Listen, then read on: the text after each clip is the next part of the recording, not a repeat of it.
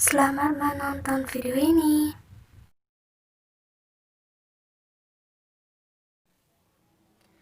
Halo teman-teman, perkenalkan, nama saya Ferawati Putar-Putar dengan NIM 19440000143. Terima kasih.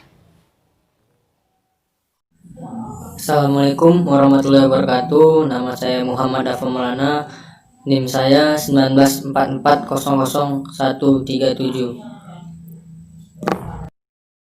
Assalamualaikum warahmatullahi wabarakatuh. Nama saya Sultan Sorudin Harahap dengan NIM 19440000138. Terima kasih. Nah, perkenalkan, itu dia anggota dari kelompok kami.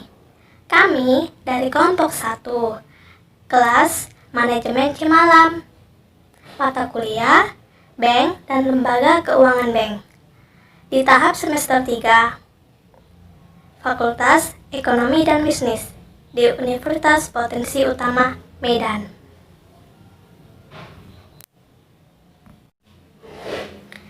Dalam mendukung kebijakan pemerintah mengenai stay at home atau study from home, kami memutuskan belajar di rumah.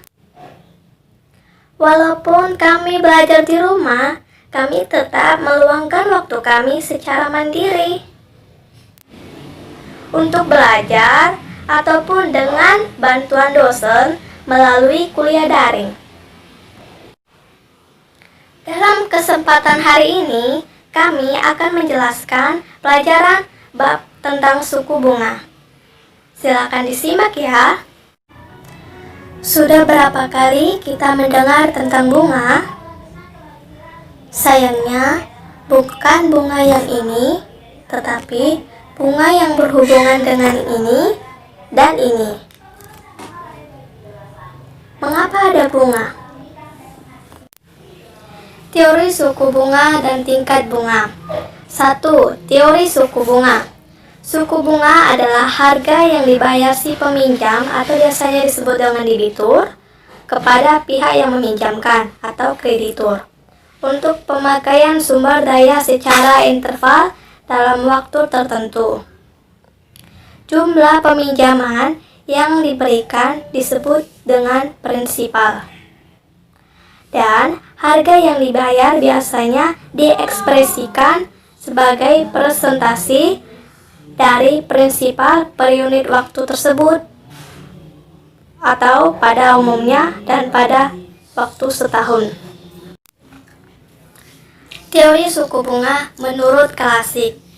Di kaum era klasik mengungkapkan bahwa suku bunga itu menentukan besarnya tabungan maupun investasi yang akan dilakukan dalam perekonomian, yang menyebabkan tabungan yang tercipta pada penggunaan tenaga kerja penuh yang tercipta akan selalu sama dengan apa yang dilakukan oleh pengusaha.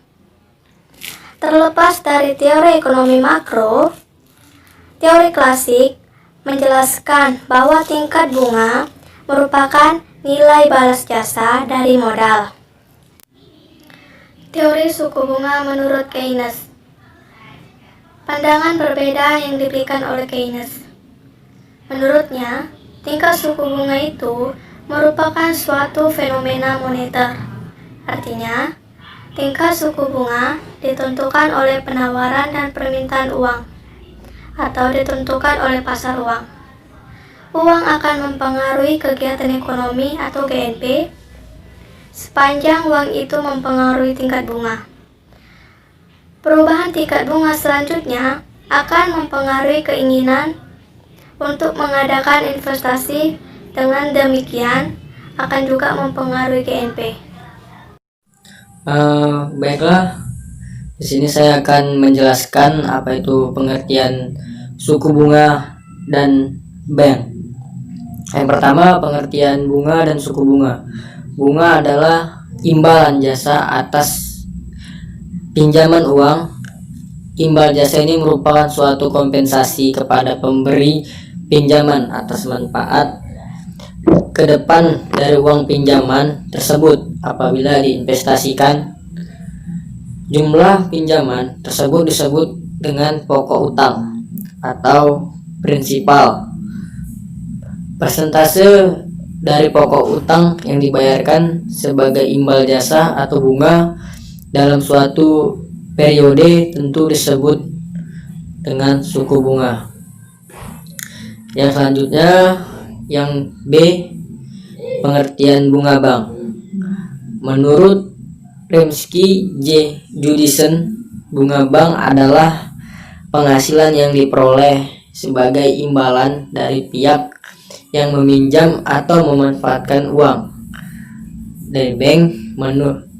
Menurut Fahmi Basaib mengatakan bunga bank adalah sesuatu yang dihasilkan dari keuntungan aset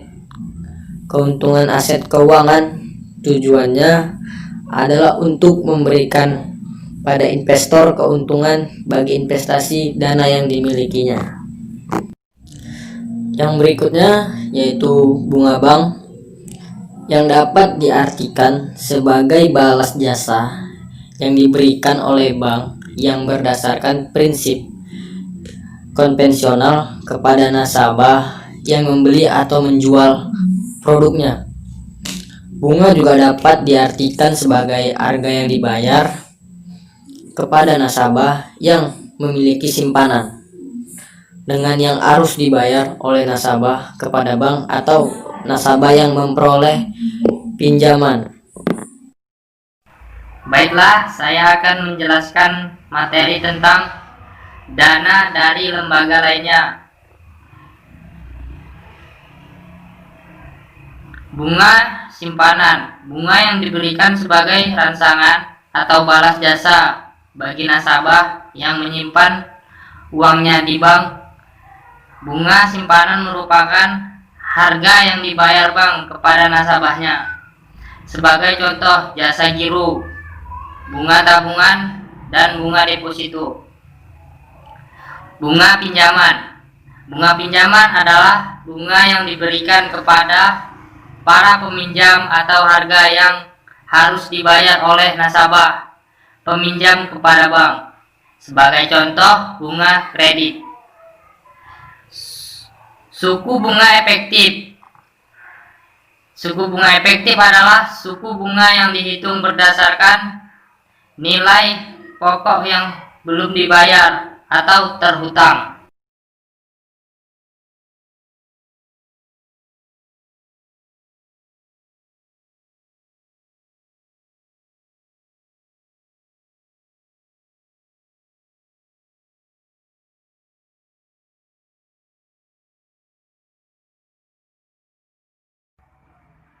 Faktor-faktor yang mempengaruhi suku bunga: 1.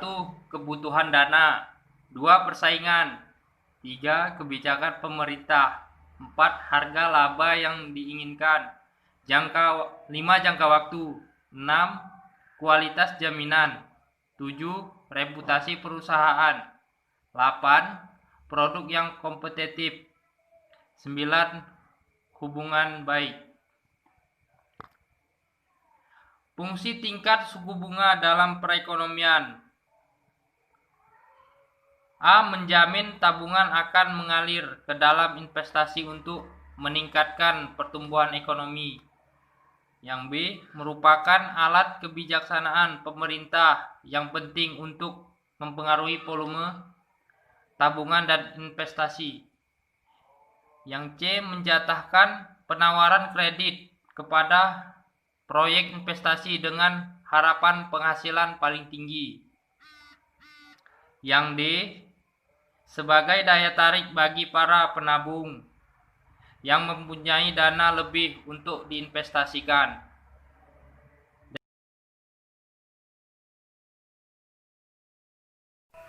Suku bunga kredit dengan suku bunga tabungan. Suku bunga kredit merupakan harga tertentu yang harus dibayarkan nasabah kepada bank sebagai balas jasa atas pinjaman yang diperoleh. Suku bunga kredit merupakan penghasilan bagi bank. Misal, ketika ingin meminjam dana ke bank, tentu yang dipilih adalah kredit dengan suku bunga yang rendah. Suku bunga tabungan adalah harga tertentu yang harus dibayarkan oleh bank kepada nasabah sebagai balas jasa atas simpanan yang dilakukannya. Suku bunga tabungan merupakan pengeluaran. Misal, ketika hendak menabung, yang dipilih adalah tabungan dengan bunga tertinggi. Perilaku tingkat suku bunga. 1. Faktor penentu permintaan aset. Aset atau aktiva adalah bagian dari kekayaan yang bernilai. Ada 4 faktor yang mempengaruhi permintaan aset, yaitu kekayaan, ekspektasi, imbal balik, resiko, dan likuiditas. Kekayaan adalah total sumber dana yang dimiliki oleh individu atau badan.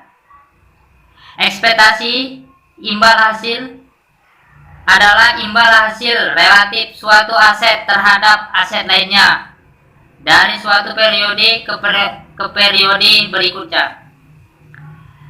Resiko adalah derajat ketidakpastian yang berhubungan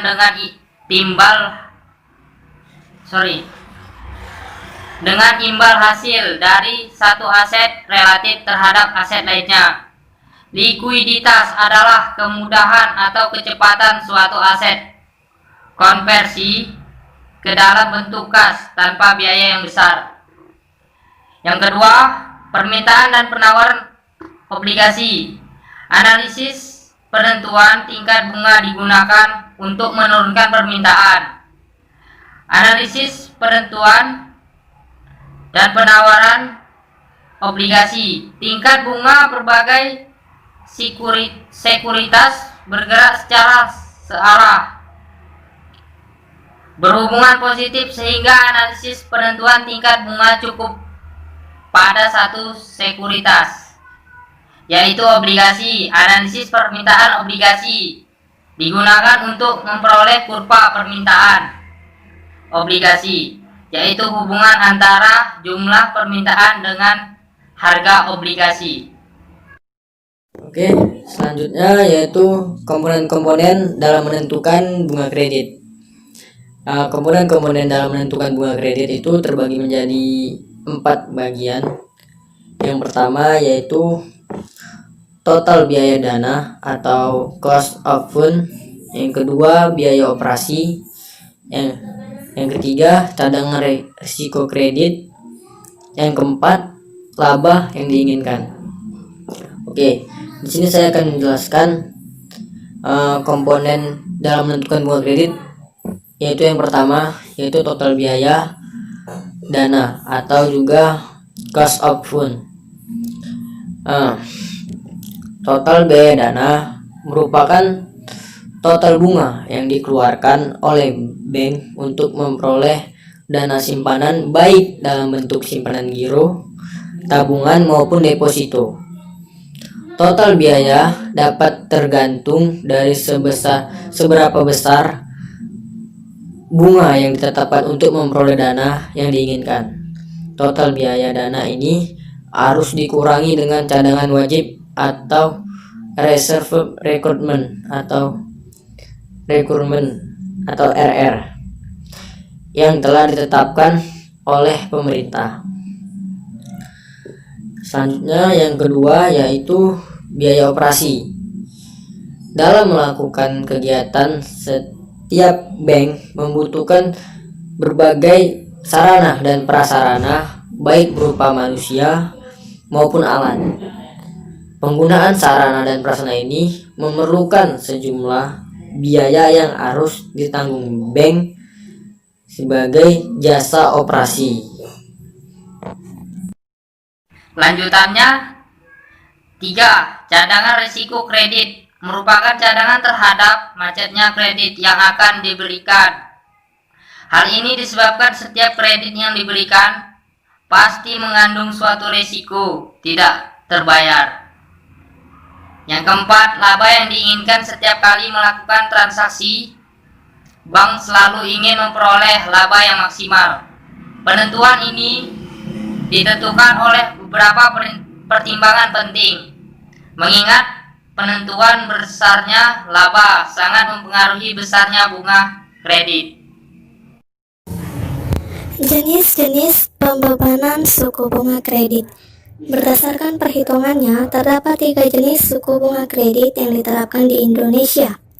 Pertama, suku bunga tetap atau flat. Suku bunga flat memiliki perhitungan paling mudah dibandingkan dan jenis suku bunga kredit lainnya. Dalam kredit dengan suku bunga flat, plafon cicilan dan bunganya akan dihitung sesuai jangka waktu pinjaman.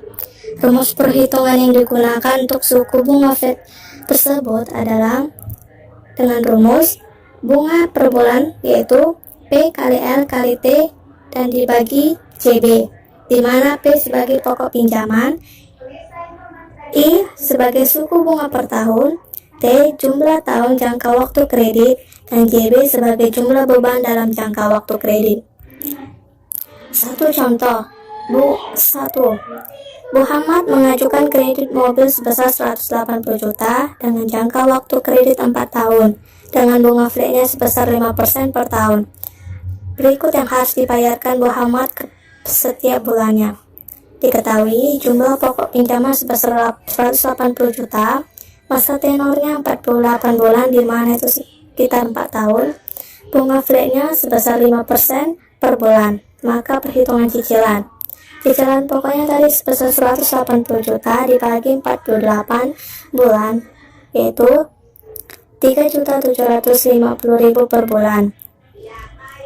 Untuk bunganya 180 juta dikali 5% dibagi 48 sebesar 187.000 kopek per bulan. Dan cicilan total per bulan di mana 3.750.000 ditambah 187.000 kopek sebesar 3.937.500 per bulan. Jadi dengan bunga flat, jumlah cicilan yang harus dibayar oleh Muhammad sebesar 3.937.500 rupiah per bulan hingga pinjaman tersebut lunas. Oke, selanjutnya yaitu suku bunga efektif.